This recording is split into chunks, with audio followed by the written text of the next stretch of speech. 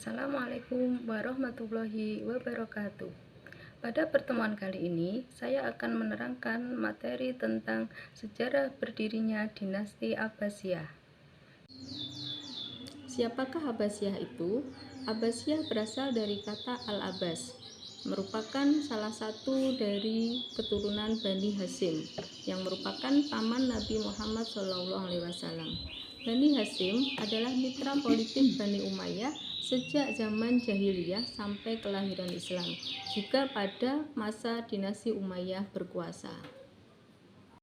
Bani Abbasiyah lahir atau berdiri pada tahun 750 Masehi atau 132 Hijriah. Proses lahirnya Bani Abbasiyah dimulai dari kemenangan Abu Abbas As-Saffah dalam sebuah perang terbuka, yaitu Al-Ahzab, melawan khalifah terakhir dinasti Umayyah, yaitu Khalifah Marwan bin Muhammad. Abu Abbas diberi gelar As-Saffah, yang artinya yaitu sang pengalir darah, karena dia seorang sangat pemberani serta mampu memainkan mata pedangnya kepada lawan politiknya. Seluruh lawan politiknya diperangi dan diusir dari keluar wilayah kekuasaan Abbasiyah yang baru direbut dari Bani Umayyah I. Langkah-langkah atau strategi Bani Abbas dalam mendirikan Bani Abbasiyah adalah: yang pertama, membentuk gerakan bawah tanah, atau gerakan ini dilakukan secara sembunyi-sembunyi. Tokoh yang berperan dalam gerakan Bani Abbas ini adalah Muhammad Al-Abbas atau Muhammad bin Ali, kemudian Ibrahim Al-Imam, dan Abu Muslim Al-Khurasani. Yang kedua, langkahnya yaitu menerapkan politik bersahabat.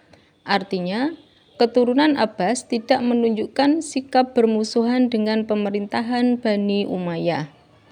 Kemudian yang ketiga, dalam gerakannya, Bani Abbas menanggalkan nama Bani Abbas tetapi menggunakan nama Bani Hasyim dengan tujuan agar mendapat dukungan dari kelompok pendukung Ali bin Abi Thalib karena berasal dari Bani yang sama, yaitu Bani Hasyim. Dan yang terakhir, langkah yang ditempuh oleh Bani Abbas adalah menetapkan wilayah Khurasan sebagai pusat gerakan politik Bani Abbas di bawah pimpinan Abu Muslim Al-Khurasani. Berdirinya dinasti Abbasiyah dilatar belakangi oleh kekacauan politik yang ada pada pemerintahan dinasti Umayyah. Antara kekacauan dalam pemerintahan dinasti Umayyah adalah: 1. Terjadi banyak perselisihan antara intern Bani Umayyah pada masa terakhir pemerintahannya. Penyebabnya ialah memperebutkan kursi kekhalifahan dan harta. Yang kedua, singkatnya, masa jabatan khalifah di akhir-akhir pemerintahan Bani Umayyah. 3.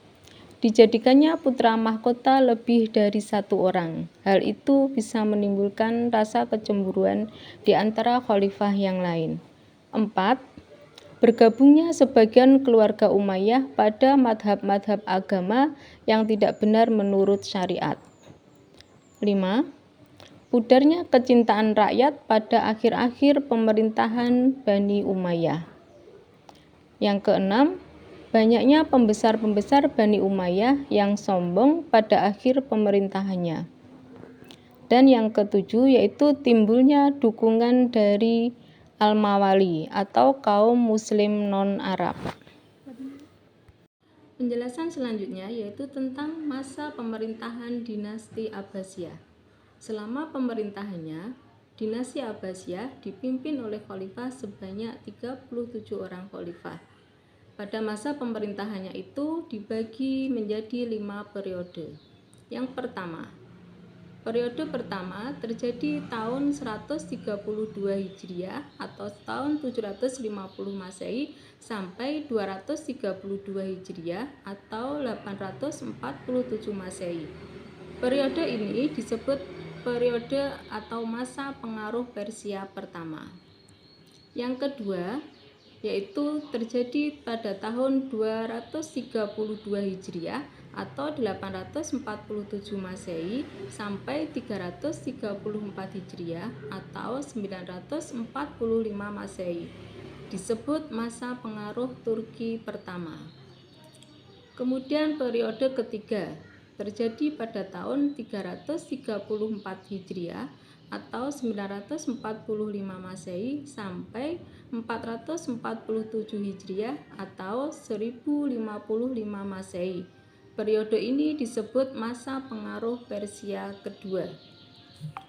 Kemudian periode keempat terjadi pada tahun 447 Hijriah atau 1055 Masehi sampai 590 Hijriah atau 1194 Masehi. Periode ini disebut masa pengaruh Turki kedua. Dan yang kelima, periode kelima yaitu terjadi tahun 590 Hijriah atau 1194 Masehi sampai 656 Hijriah atau 1258 Masehi. Pada periode ini disebut masa khalifah bebas dari pengaruh bangsa lain.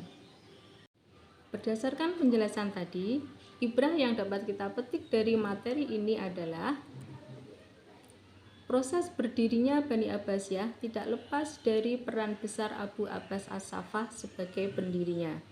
Abu Abbas As-Saffah sebagai pendiri Daulah Bani Abbasiyah berkepribadian tegas, berani, dan cerdas, sehingga dengan keberanian, ketegasan, dan kecerdasan beliau dalam menyusun strategi, pada akhirnya berhasil mengalahkan kekuasaan dinasti Umayyah.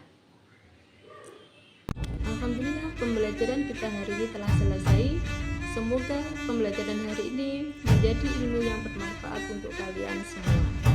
Dari saya akhiri. Wassalamualaikum warahmatullahi wabarakatuh.